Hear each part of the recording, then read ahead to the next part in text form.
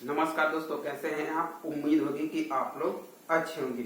ओम Krishna academy में आप सभी लोगों का स्वागत है। आज हमारा प्रॉफिट और लॉस का जो टॉपिक है वो है जब एक ही वस्तु को कई बार बेची जाए। जैसे कोई हमने कह दिया कि कोई मार्कर है, इसको एक आदमी ने खरीदा 10 रुपए में, दूसरे आदमी ने इसको बेच दिया 20 रुपए में और तीसरे आदमी ने इसको 40 रुपए में। बताइए तो जो पांचवा आदमी खरीद रहा है तो इसकी प्राइस क्या होगी। हमने क्वेश्चन पीछे लिखा हुआ है, चलिए अपने क्वेश्चन को स्टार्ट करते हैं। हमारा क्वेश्चन है कि राजू ने एक साइकिल को 1000 रुपए में खरीदा और उसे श्याम को 30% लाभ पर बेच दिया।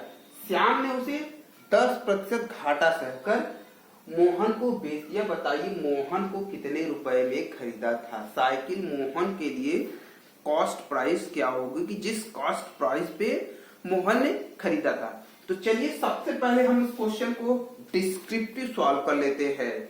डिस्क्रिप्टिव बार इसके बाद मैं आपको ट्रिक बता देता हूं कि इस क्वेश्चन को ट्रिक से कैसे सॉल्व करते हैं। तो चलिए राजू के लिए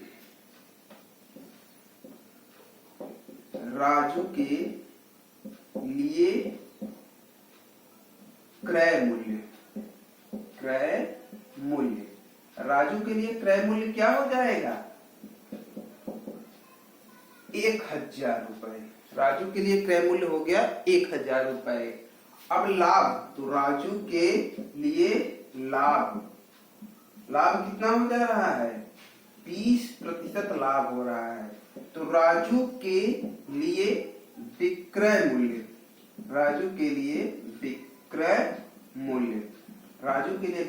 हो जाएगा 1000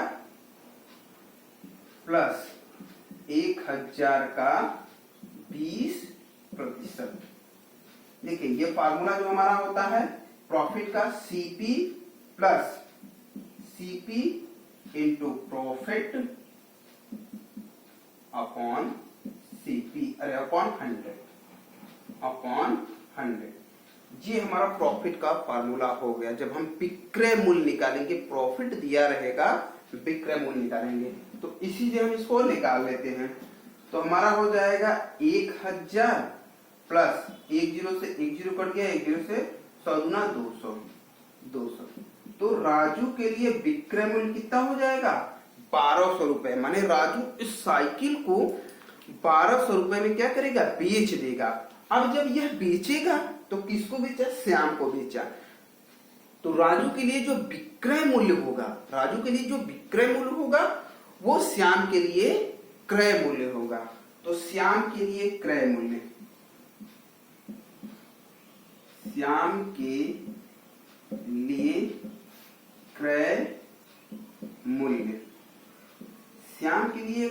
कितना हो जाएगा 1200 रुपए। ये श्याम के लिए क्रय मूल्य हो जाएगा।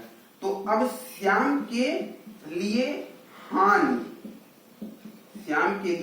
हानि दिया है, प्रतिशत में दिया है। तो कितना प्रतिशत दिया 10% घाटा सह के बेच रहा है, 10% घाटा सह के बेच रहा है। तो 1200 का नहीं, घाटा पहले लिख देते हैं 10%।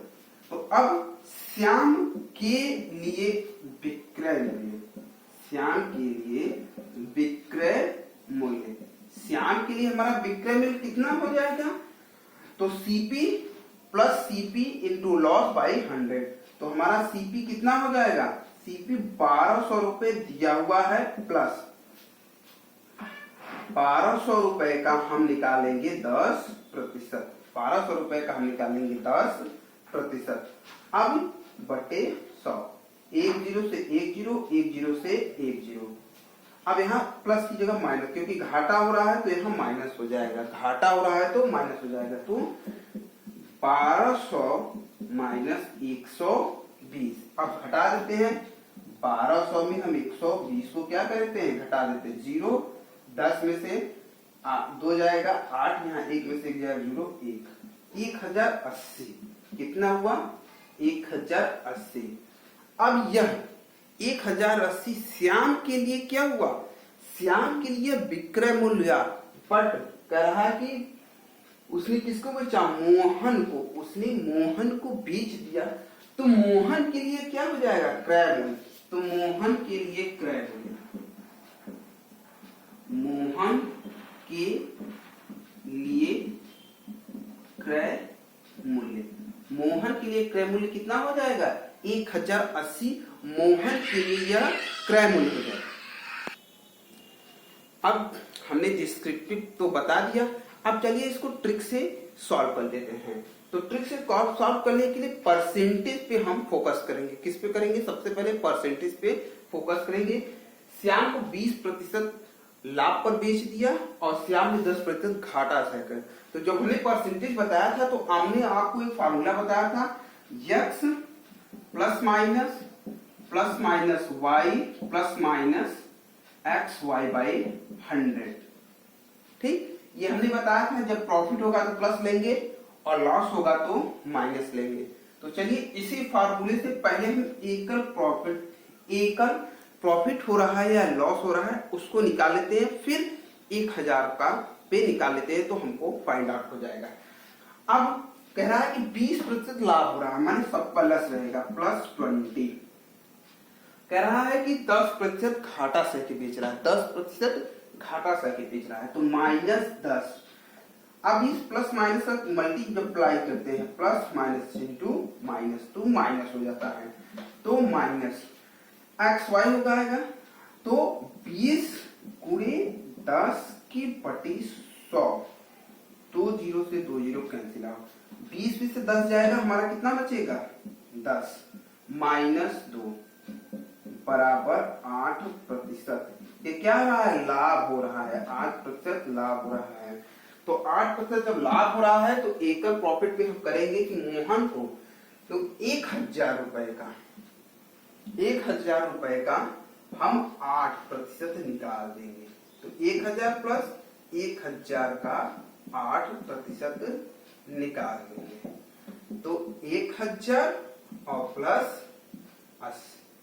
80 तो बराबर 1080। तो श्याम ने उसको 1080 रुपए में खरीदा। तो ये रहा आपका ट्रिक। तो आप इस ट्रिक से इस क्वेश्चन को बड़े आराम से सॉल्व कर सकते हैं। चलिए अगला क्वेश्चन देखते हैं।